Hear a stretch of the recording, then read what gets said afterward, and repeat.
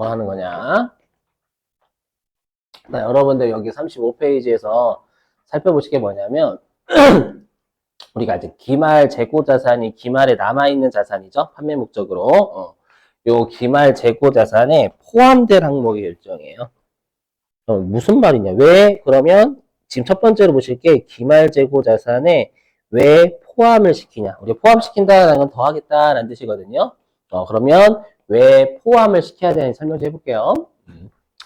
자, 우리 그 상품 티계정 공식이 있었죠. 뭐가 있었냐면 내가 이제 기초에 상품이 300원 있었어요. 근데 우리가 상품은 언제 증가하냐면 매입하면 증가한다라고 했죠. 그죠? 근데 그때 우리가 매입을 할 때 총 매입액에다가 뭐 취득부대 비용 더하고 그죠? 매입 할인 같은 거 뺀 금액을 우리가 순 매입액 그죠? 그래서 단기에 순 매입액이 700원이 있다라고 가정해 볼게요. 근데 우리가 이제 매출원가를 구할 때 기말 재고를 빼서 매출원가고 했죠. 기말 재고 자산. 근데 여러분 알고 계셔야 될 게 우리가 여러분들이 알고 계시는 그 상품 T 계정 있죠. 그 상품 T 계정이 어떤 거에 T 계정을 쓰냐면 실지재고 조사법에 T 계정을 써요. 안 해오셔도 되긴 해요. 알죠? 근데 그거를 여러분들이 시험에 내진 않는데 이거를 알고 계셔야지만 지금 하는 챕터가 이해가 돼서. 그래서 실지재고 조사법은 판매한 거 기록해야 하네요. 판매한 거 기록 안 해요. 판매한 거 기록하지 않고 뭐만 기록하냐면 우리가 사온 것만. 그렇죠. 그래서 기말에 창고를 실제로 들어가서 재고를 센다라고 했잖아요, 여러분들. 그래서 기말에 창고를 실제로 들어가 봤더니 200원어치의 상품이 있는 거예요. 그래서 요 200원이 이제 어떤 숫자가 되냐면 실지재고.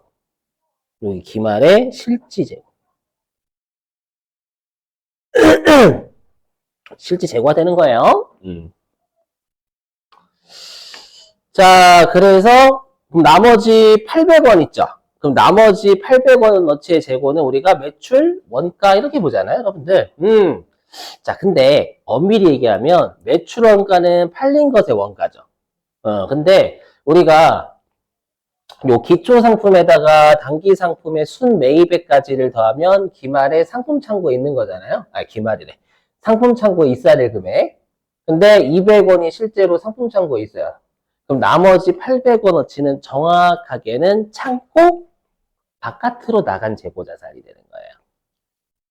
정확하게는 창고 바깥으로 나간 재고가 800원이지 매출 원가가 800원이라는 뜻은 정확한 뜻은 아닌 거예요. 엄밀히 얘기하면. 그렇죠. 생각해보세요. 1000원어치 중에 200원이 기말에 남아있으면 나머지 800원은 창고 바깥으로 나간 거지.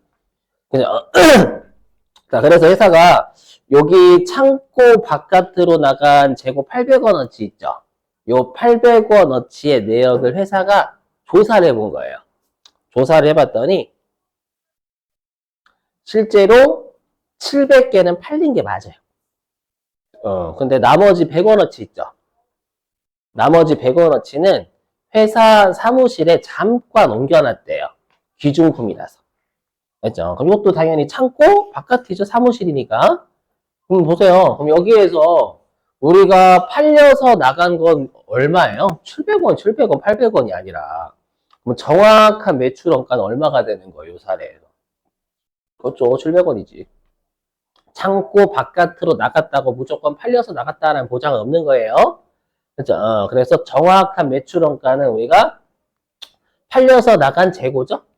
맞죠? 재고는 원가로 기록하니까. 그래서 정확한 매출 원가는 700원이야 맞는 거예요. 근데 여기에 매출 원가는 얼마라고 기록되어 있어요? 800원이라고 기록되어 있잖아요. 800원이라고 기록되어 있으니까 이 매출 원가를 700원으로 바꿔줘야 된다라는 거예요. 여기까지는 이해되겠어요? 맞죠? 그러면 우리가 매출 원가를 700원으로 만들어야 되는데 그러면 위 세 가지 중에 어느 하나에서 조정을 해줘야 되잖아요. 근데 우리가 기초 상품은 뭐예요? 전년도 말 상품이니까 올바른 숫자고. 그 다음에 단기 상품 순 매입액. 이거는 매입한 거 기록한단 말이에요. 맞죠? 그러면 어디에서 우리가 이 100원을 조정할 줄 수밖에 없냐면 요 기말 상품 금액에다가 우리가 조정해 줄 수밖에 없다라는 거예요. 왜냐하면 정확한 매출 원가는 지금 사례에서 700원이니까. 그죠? 그래서 어떻게 하냐? 자, 지금 요 100원 있죠? 이 100원의 정확한 의미는 뭐냐면 창고 바깥으로 나갔지만 안 팔리고 남아있는 재고다라는 뜻이에요. 이거 100원의 의미는. 이 재고를 어떻게 해야 되냐면 여기 기말 상품 재고에 더해줘요. 근데 이거를 오해하시면 안 되는 게 요 사무실에 보관하고 있는 걸 기말 상품 창고에 다시 끄집어서 데리고 온다는 뜻이 아니에요. 그냥 개념적으로만 있다라고 생각, 개념적으로만. 개념적으로만 있다라고 생각하면 요 기말 상품은 얼마로 숫자를 맞춰주는 거예요? 300원. 이렇게. 그죠? 그러면 알아서 자연스럽게 매출 원가가 700원이 된다라는 거예요. 그래서 우리가 왜 매출 원가의 우리가 왜 기말 재고에 가산을 해주냐면 매출 원가가 되지 않게 하기 위해서 가산해 주는 거예요. 들어보세요. 우리가 저번에 한번 했어요. 실지 재고 조사법은 창고 바깥으로 나가기만 하면 전부 다 팔려서 나갔다라고 봐요. 실제로 전부 다 그냥 창고 바깥으로 나가면 다 팔려서 나갔겠지 이렇게 보는 거예요. 왜냐하면 팔린 거예요. 수량 안 세니까. 맞죠? 근데 아예 극단적으로 가정해가지고 만약에 극단적으로 가정해서 도둑이 다 훔쳐갔대요. 그럼 도둑이 다 훔쳐갔으면 매출 원가는 있어요? 없어요? 없어요. 팔린 게 어딨어? 도둑이 훔쳐갔는데. 맞죠? 그런데도 불구하고 실질재고사법은 매출 원가를 800원으로 봐요. 왜냐면 실제로 도둑이 훔쳐간 걸 모르거든. 맞죠? 그래서 어떠한 치명적인 단점이 있냐면 실질재고사법은 매출 원가를 과다하게 적을 가능성이 존재한다라는 거예요. 만약에 도둑이 다 훔쳐가지 않고 실제로 800원이 다 팔렸으면 매출 원가 맞아요. 그렇죠? 그래서 매출 원가를 과다하게 적을 가능성이 있고, 그래서 이렇게 창고 바깥으로 나갔지만 팔리지 않고 나간 재고가 있다면 얘는 매출 원가가 되면 안 되는데 매출 원가 버젓이 있잖아요. 있으니까 얘를 개념적으로 빼는, 우리가 실지재고 조사법 계산구조에서 빼는, 여기에다 개념적으로 더해주면 정확한 매출 원가가 된다라는 거예요. 그렇죠? 그래서 나중에 여러분들이 회계 1급대를 안 내고 세무 2급 때는 이걸 어떻게 출제? 이렇게 출제해요. 이렇게 출제. 어떻게 출제하냐면 지금 사례에서 우리 회사가 기말에 창고를 들어가서 재고를 셌더니 200원 있다. 그리고 사무실에 보관하고 있는 상품이 100원어치가 있다. 이렇게 출제하는 거예요. 그럼 나중에 여러분들이 실제 입력할 때에는 상품에다가 200원이 아니라 300원 입력하셔야 된다라는 게 나중에 세무 2급 때는 중요해요. 맞죠? 근데 우리 시험 목적은 그냥 얘를 더한다 개념적으로. 자, 그래서 일단 매출 원가가 되지 않게 하기 위해서 개념적으로 빼는 기말 재고 자산을 개념적으로 더하는 거예요. 자, 그럼 우리가 기말 재고에 가산을 해야 되는 요건 있죠. 이 요건이 세 가지가 있는데 이 세 가지를 외우실 필요는 없어요. 시험에 안 나오니까. 다만 이 가산하는 요건을 이해하셔야 좀 이따가 제가 설명하는 애들이 이해가 돼요. 시험에 나오는 게. 그러니까 이 문장이 직접적으로 나오진 않아요. 자, 첫 번째 잘 들어보세요. 이해를 하시려고 노력하셔야 돼요. 회계는 암기로는 힘들어요. 많이 힘들죠. 여러분 아시잖아요. 자, 첫 번째. 창고 바깥에 있어요. 재고 자산이. 실질재고조사법은 아까 뭐라고 했냐면 창고 바깥으로 나가기만 하면 전부 다 매출 원가화 시켜요. 아까 그냥 창고 바깥으로 나가면 다 팔려서 나갔겠지 이렇게 봐요. 맞죠? 근데 팔리면 안 돼요. 팔리면 매출 원가 맞아요. 창고 바깥으로 나갔다 하지만 요거 팔린 거 아니잖아요. 팔리진 않아야 돼요. 그 다음에 요 사무실에 보관하고 있는 재고는 내 거예요, 남의 거예요? 내 거. 그렇죠. 당연히 내 거여야 돼요. 남의 거를 내 재고에 더하면 요거는 미친놈이라고 해죠, 여러분들. 맞죠? 막 우리 가끔씩 그 유튜브 보면 차 어디 버려져 있는 차 있으니까 이제 이 차는 제 겁니다. 그거 표현도 있잖아요. 버린 차는 아니고. 유튜브 같은 데 보면 그런 거 있어요. 우리가 어떤 한 분이 어디다 정차하고 했는데 또 아나운서가 이제 이 차는 제 겁니다. 그 패러디 있거든요. 당연히 내 거야지. 사무실에 보관하고 내 거잖아요. 그래서 이 세 가지를 모두 만족하는 애에 가산하면 된다라는 거예요. 자, 그래서 지금 첫 번째로 본 건 그럼 왜 기말재고자산에 개념적으로 플러스를 시키냐라는 개념적으로. 그렇죠? 그럼 두 번째로 보실 게 그럼 기말재고자산에 포함을 시켜야 되는지 안 시켜야 되는지 그러한 항목을 두 번째로 보시게 될 거예요.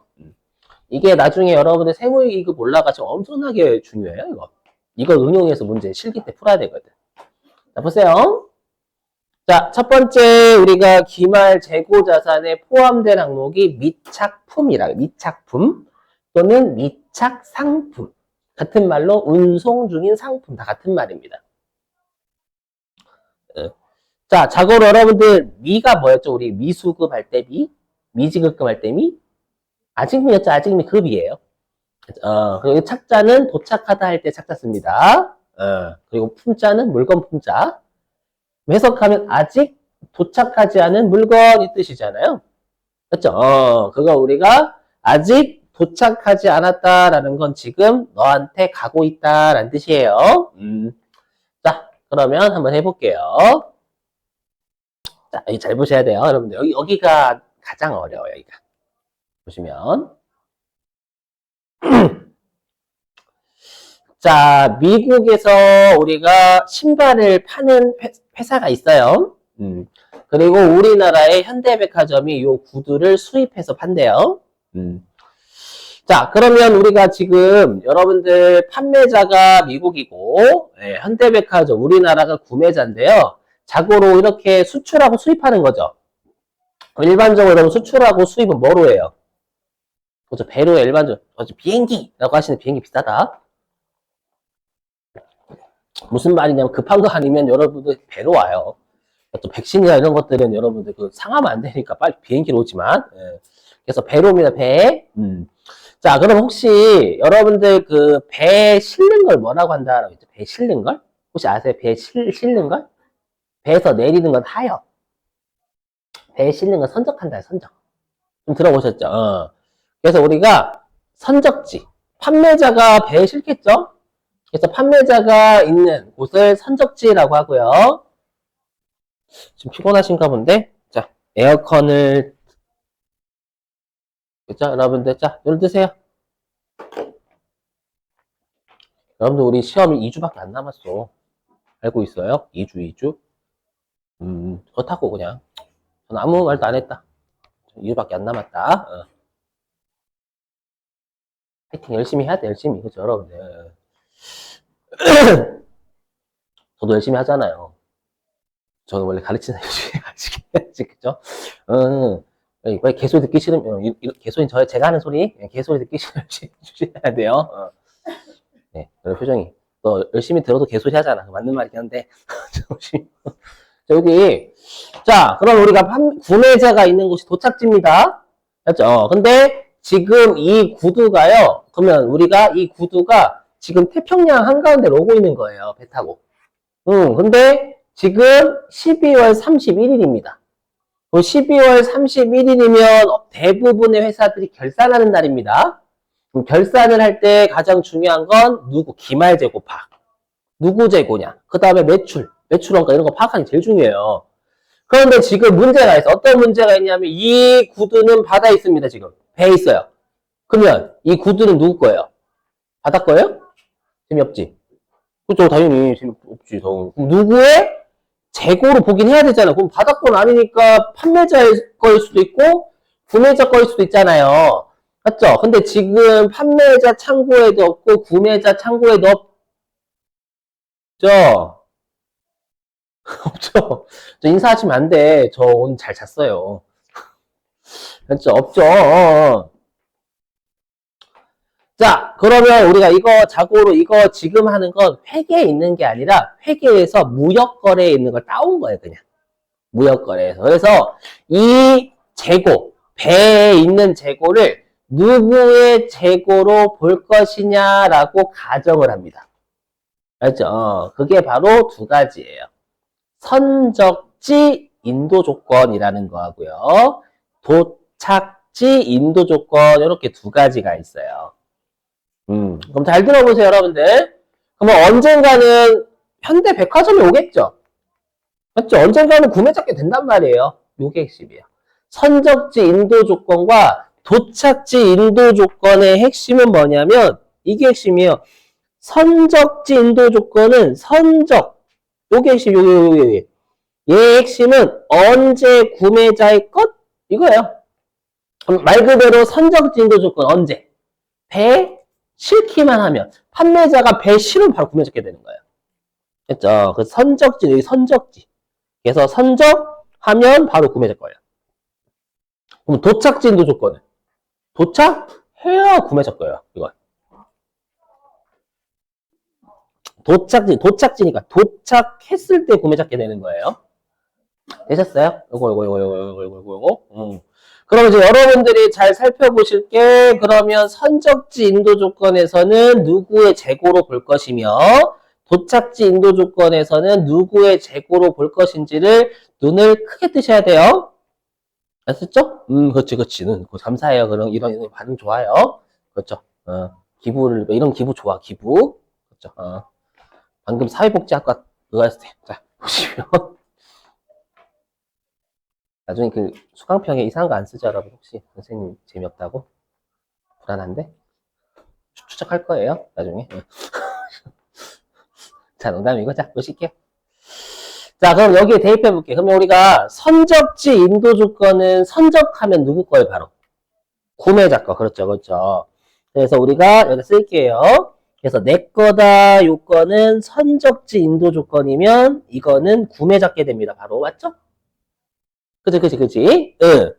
그러면 구매자가 나머지 창고 바깥에 있다, 팔리지는 않았다. 이 나머지 두 가지 요건을 구매자가 만족하면 구매자의 재고처럼 보면 되겠죠. 요 지금 태평양에 떠다니는 구두요. 그죠? 해볼게요. 그러면 구매자 입장에서 현대백화점 입장에서 지금 현대백화점 창고 바깥에 있어요? 여기 현대백화점 없잖아요, 지금. 태평양 있잖아요. 그 다음에 팔리지 않았다, 맞아요? 구매자는 파는 사람이 아니에요, 여러분들. 안 팔렸어. 맞죠? 그렇기 때문에 선적지 인도 조건에서는 구매자가 세 가지 요건을 모두 만족한다라는 거예요. 맞죠? 그래서 선적지 인도 조건에서 현대백화점 구매자는 비록 이 구두가 본인의 재고엔 없지만 본인의 재고에 있는 것처럼 가산해줘야 돼요. 반대로 판매자는 제외. 왜? 판매자는 선적하면 구매자 거다라는 거 선적하면 판매자 팔아버린 거예요. 맞죠? 그럼 팔아버렸으니까 내 재고 아니지, 더 이상. 그래서 판매자는 제외하고 핵심 요거예요. 외우셔야 돼요. 선적지 인도 조건에서는 누가 가산하냐면 구매자가 가산한다라는 거예요. 왜냐면 선적지, 이게 왜 어렵냐면 조건도 알아야 되고 판매자인지 구매자인지도 알아야 된단 말이에요, 여러분들. 이게 제일 어려워요, 실제로. 알죠? 자, 그 다음에 도착지 인도 조건이요. 그러면 도착지, 이건 이 구매자 거처럼 봐라 뜻이에요. 일단 옮겨놓은 거 가까이. 자, 그 다음에 도착지 인도 조건이요. 그럼 도착지 인도 조건은 도착해야 구매자 거죠. 도착했어요, 안 했어요? 안 했어요. 안 했으니까 누구 제거해? 도착지 인도 조건은. 판매자 거지. 도착지 인도 조건에서는 판매자 걸로 보는 거예요.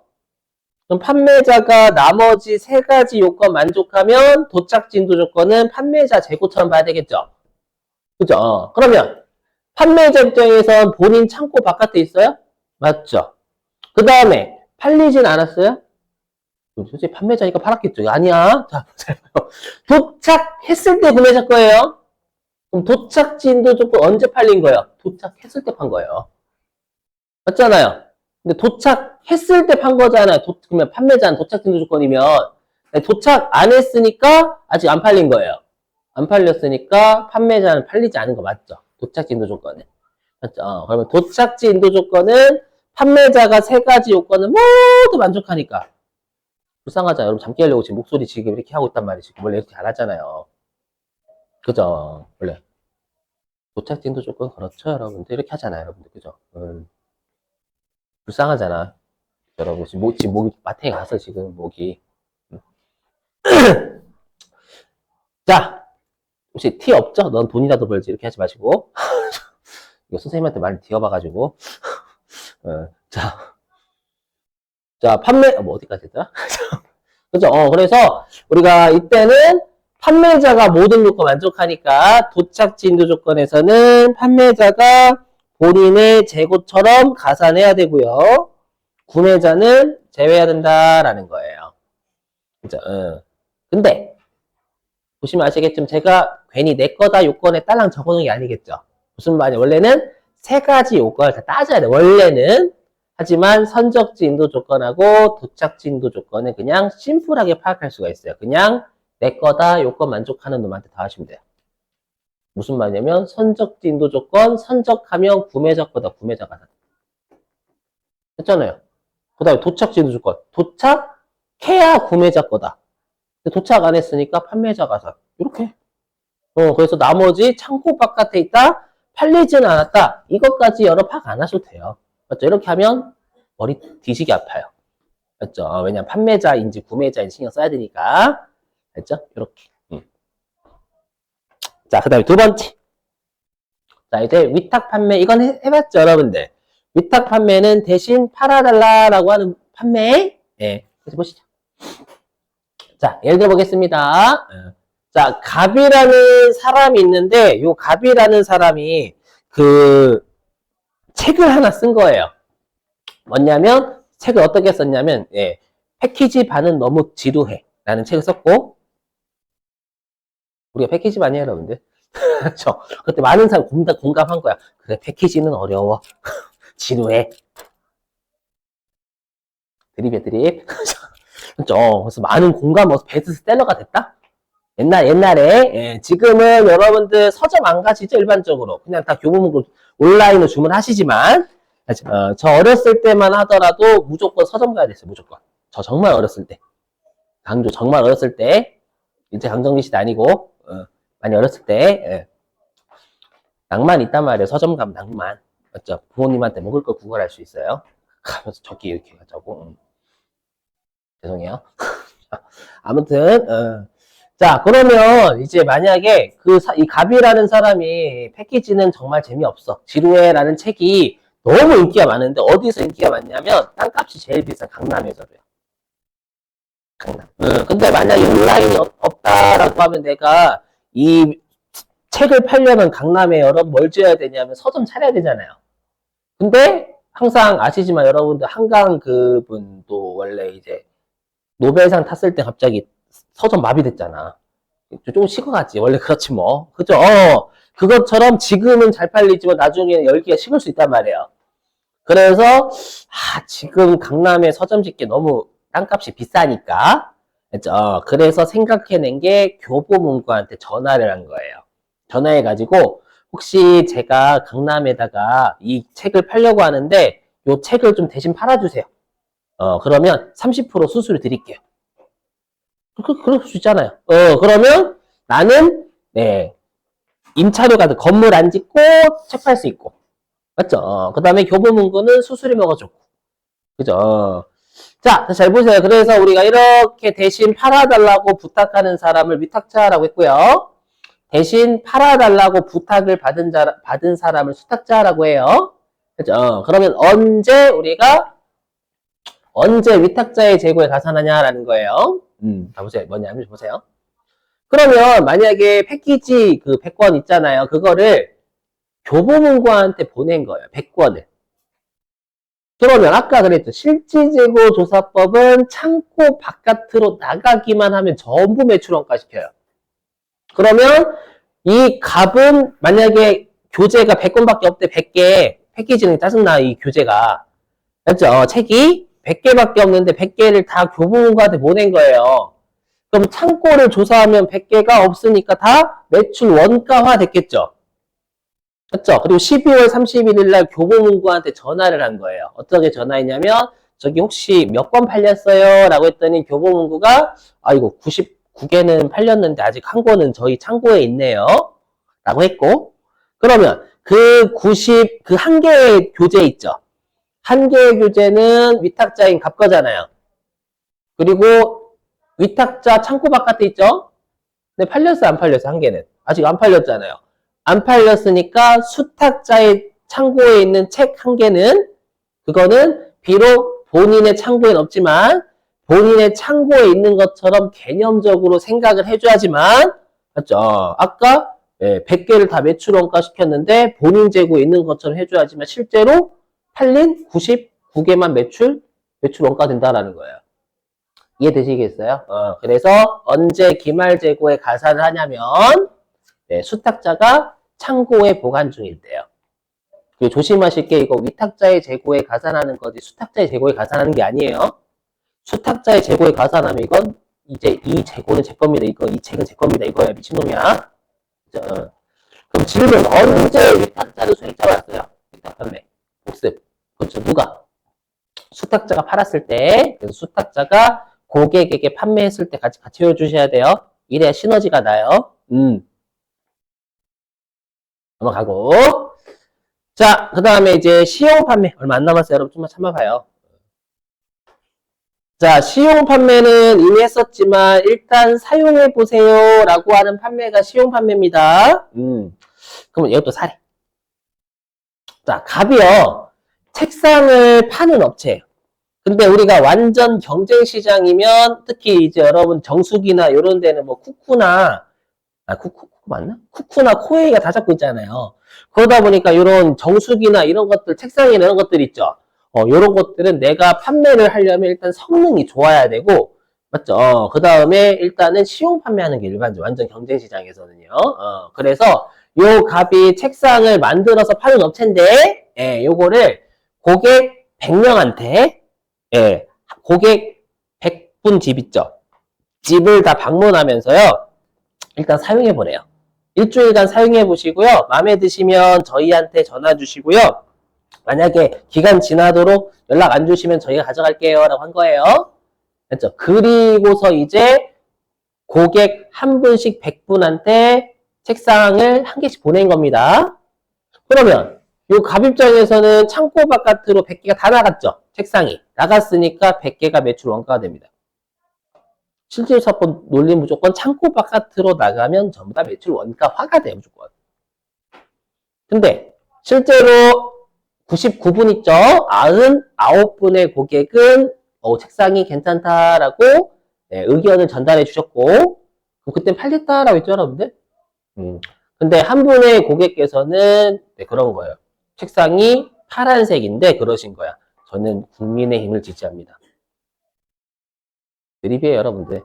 저는 빨간색 오해하지 말아요. 저 중립이야. 신고하면 안 돼요. 가져가라고 줍니다. 지금 치가 떨린다고 해가지고 한 개를 안 사겠대. 그러면 그 한 개의 책상은 갑 거죠. 그 다음에 갑의 창고에 없잖아요. 창고 바깥에 있죠. 그 다음에 고객이 거절했잖아요. 팔리지 않았죠. 그러면 그 한 개의 책상은 갑 창고엔 없지만 개념적으로 그 책상은 한 개가 있다라고 생각해야 실제로 팔린 99개만 매출 원가가 된다는 다 이 논리예요. 그죠? 그래서 언제 기말 재고에 가산하냐면 구매자가 구매해서 표시 안 했을 때. 반대로 언제 판매 인식하면 돼요. 시용 판매. 했을 때 구매해서 했을 때. 맞죠? 했고 마지막 요거 하고 오실게요. 좀 해치겠습니다. 자, 할부 판매입니다. 이미 했지만 여러분들 할부 판매는 대가부터 받아요? 대가부터 줘요? 물건부터 받아요? 그렇죠. 물건부터 받아요. 그럼 상대방도 물건부터 넘겨주겠죠. 근데 회계에서는 수익을 물건을 인도했을 때 수익 잡지 대가 받았을 때 수익 잡지 않아요. 맞죠? 그러다 보니까 할부 판매는 인도 시점의 수익을 인식해요. 맞죠? 인도 시점의 수익을 인식한다라는 건 나는 물건부터 넘기기 때문에 수익을 인식한다라는 건 이제 더 이상 내 재고가 아니에요. 그죠? 근데 시험에서는 어떻게 낚시를 치냐면 대가를 받았을 때 수익 인식하는 게 장난쳐요. 알죠? 그래서 인도 시점의 수익을 인식한다라는 건 무조건 내 재고가 아니에요. 왜냐면 인도 시점에 수익 팔렸다라고 보는 거니까. 팔렸으면 내 재고에 남의 재고지. 맞죠? 그래서 할부 판매는 무조건 판매자의 재고가 아니에요. 대가 받든 안 받든. 자, 밑줄 치고 쉴게요. 자, 62페이지 갑니다.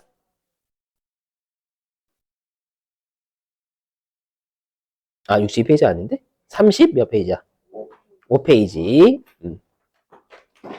자, 35페이지 네모 3번 기말재고자산에 포함된 항목 있죠? 자, 거기에서 첫 번째 칸에 선적지 인도조건 밑줄 치시고 그리고 구매자, 매입자의 재고자산에 포함의 밑줄입니다. 선적하면 바로 구매자 거니까. 자, 근데 아래에 도착지 인도 조건 보이시죠? 얘도 밑줄. 도착지 인도 기준은 판매자의 재고에 포함해야 되겠죠? 왜냐면 도착해야 구매자 건데 도착 안 했으니까. 자, 그 다음에 적성품 위탁 판매 보이시죠? 자, 적성품 위탁 판매는 어디에 위치냐면 수탁자가 보관하고 있는 미 판매품은 위탁자의 재고 자산에 포함해 밑줄입니다. 그 다음에 세 번째 구분에 시성품, 시용품 있죠? 전부 다 밑줄. 고객이 구매 의사를 표시하기 전에 시송품은 판매자의 재고 자산에 포함. 자, 그 다음에 네 번째 칸에 할부 판매 있죠? 할부 판매는 판매자의 재고 자산에 미포함 밑줄입니다. 왜 미포함이냐면 인도했으니까 속 잡았을 거 아니에요. 맞죠? 그 다음에 여러분들 혹시 저당이 뭔지 아세요? 저당 잡히다? 담보. 상품을 담보로 제공할 수도 있거든요. 그럼 질문. 우리 회계하고 세법은 형식이 중요하대요? 실질이 중요하대요? 실질. 형식은 바지 사장. 실질은 뒤에서 움직이는 놈. 움직이는 놈이 중요하다라는. 그러면 내가 상품을 담보로 만약에 상품을 담보로 돈을 빌린 거 예를 들어가지고 그럴 수 있잖아요. 상품이 괜찮은 거라서. 그러면 그 상품 상대방 거예요? 형식은 상대방 거예요. 실질은 내가 돈을 안 갚지 않으면 돈을 열심히 잘 갚으면 맞죠? 갚으면 내 거예요. 맞죠? 안 갚았을 때 상대방께 되는 거지. 예, 그래서 저당 상품은 담보를 제공한 자의 재고자산인 거예요. 상대방이 재고가 아니라 빚을 안 갚기 전까지는.